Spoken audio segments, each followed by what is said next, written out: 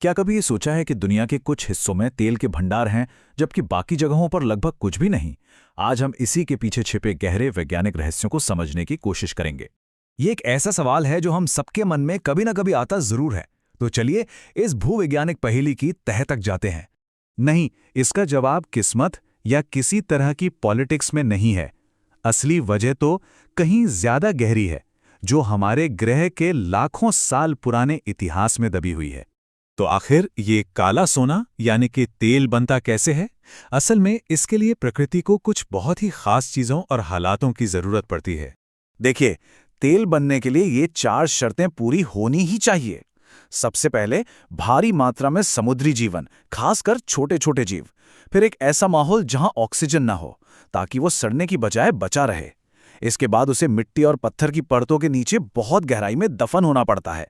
और आखिर में लाखों सालों तक सही मात्रा में गर्मी और दबाव। एक भी चीज कम हुई तो समझिए तेल नहीं बनेगा। अब आते हैं कहानी के दो मेन किरदारों पर। दो विशाल जमीनी हिस्से जिनकी भूवैज्ञानिक यात्रा एक दूसरे से बिल्कुल अलग थी। मध्य पूर्व और भारतीय उपमहाद्वीप। चलिए जरा समय में बहुत पीछे चलते हैं। हम उन खास पलों को देखेंगे जिन्होंने इन दोनों क्षेत्रों को एकदम अलग अलग भूवैज्ञानिक रास्तों पर डाल दिया, जिसका असर आज पूरी दुनिया पर दिखता है। जरा सोचिए, उस प्राचीन वातावरण में कितना बड़ा फर्क था। एक तरफ मध्य पूर्व एक शांत उथला समुद्र था जो जीवन से भरपूर था, मतलब तेल बनने के लिए एक परफेक्ट नर्सरी।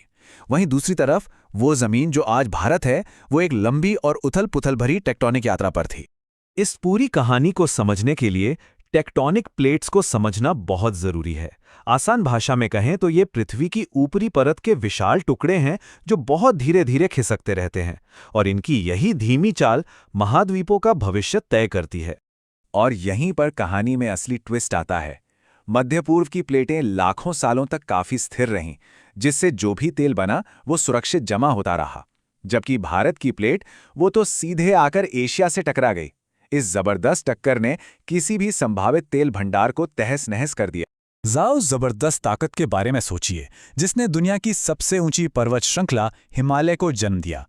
ये एक तरह की धीमी गति वाली कॉस्मिक कार दुर्घटना थी। इस टक्कर ने उन सभी भूवैज्ञानिक संरचनाओं को चकनाचूर कर दिया जहां तेल जमा हो सकता था। अगर कुछ तेल बना भी तो वो इस उथल-पुथल में टिक ही नहीं पाया।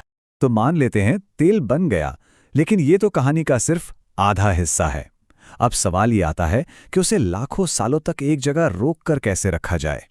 देखिए, तेल हल्का होता है तो उसकी आदत होती है ऊपर की ओर भागने की।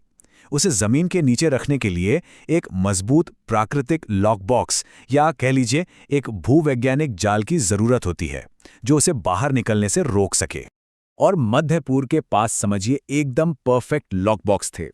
नमक की मोटी परतें, गुंबद के आकार की चट्टानें, ये सब एक मजबूत ढक्कन की तरह काम करते थे, जो तेल को लाखों सालों तक सुरक्षित फंसाए रखते थे। वहीं दूसरी तरफ भारत का भूवैज्ञानिक इतिहास इतना उथल-पुथल भरा रहा कि यहाँ के जाल टूटे हुए थे।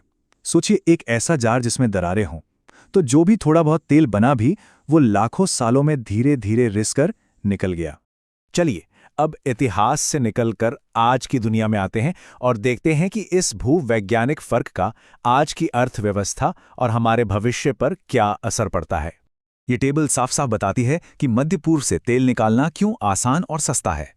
वहां तेल ज्यादा गहराई में नहीं है, दबाव इतना है कि वो खुद ऊपर आ जाता है, और भूविज्ञान भी सरल है।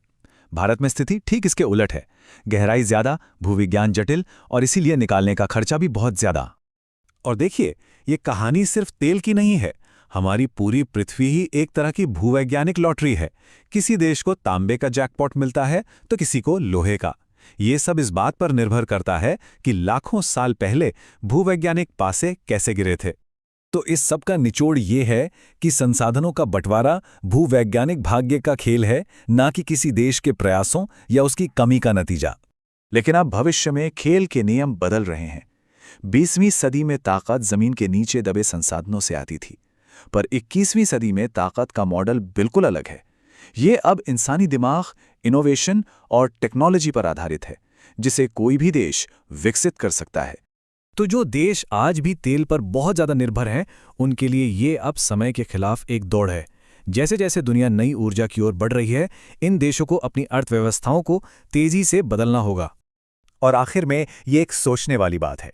तेल का धन एक भूवैज्ञानिक लॉटरी हो सकता है, लेकिन किसी भी देश का असली और टिकाऊ भविष्य उसके लोगों, उनके इनोवेशन और बदलते वक्त के साथ ढलने की उनकी क्षमता में ही होता है। और शायद लंबे समय